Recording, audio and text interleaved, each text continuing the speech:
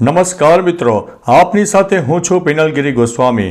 મિત્રો, આપણે ઘણા મહિનાઓથી કહેતા આવ્યા છે કે ગુજરાતમાં એક પ્રદૂષણ અને એક ભૂકંપ ખૂબ મોટી આફત માનવામાં આવી રહી છે।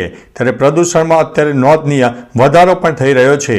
નવરાત્રિથી દિવાળીના તહેવારો દરમિયાન ઓક્ટોબર અને નવેમ્બર સહિતના 2 માસમાં અમદાવાદ સહિત ગુજરાતમાં પ્રદૂષણનું પ્રમાણ વધતા ફેફસાના દર્દીઓમાં વધારો નોંધાયો છે।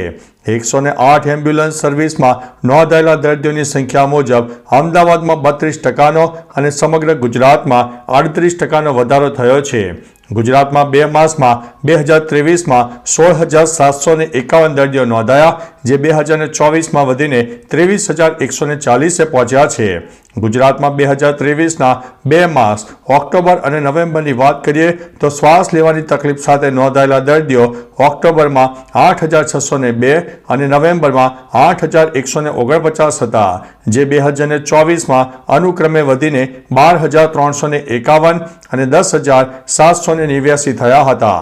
આમ ગત વર્ષના ઓક્ટોબર માસની સરખામણીએ આ વર્ષે ઓક્ટોબરમાં 43.58% અને નવેમ્બરમાં 32.40% દર્દીઓ વધી ગયા છે, જ્યારે ગત 2 માસમાં ગુજરાતમાં 16,751 દર્દીઓ નોંધાયા હતા, જે આ વર્ષે વધીને 13,140 થયા છે।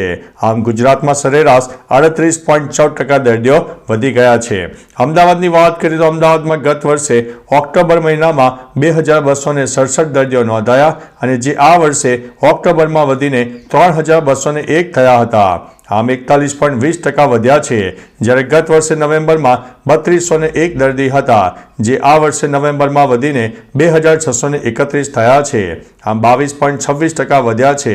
ગત વર્ષે અમદાવાદમાં 2 માસ ઓક્ટોબર અને નવેમ્બરમાં નોંધાયેલા કુલ 4,419 ફેફસાના દર્દીઓ સામે આ વર્ષે 2 માસમાં ઓક્ટોબર અને નવેમ્બરમાં 5,832 દર્દીઓ નોંધાયા છે। આમ અમદાવાદમાં 31.98%નો ફેફસાના દર્દીમાં વધારો થયો છે। આ અંગે ફેફસા સંબંધિત રોગના નિષ્ણાત ડોક્ટર તુષાર પટેલે જણાવ્યું છે કે નવરાત્રિથી દિવાળીના તહેવારો દરમિયાન પ્રદૂષણને લીધે શ્વાસની તકલીફોમાં વધારો થયો છે અને દર્દીઓ વધી પણ રહ્યા છે। ખાસ કરીને એલર્જીક બ્રોન્કાઇટિસના દર્દીઓમાં ઘણો વધારો થયો છે।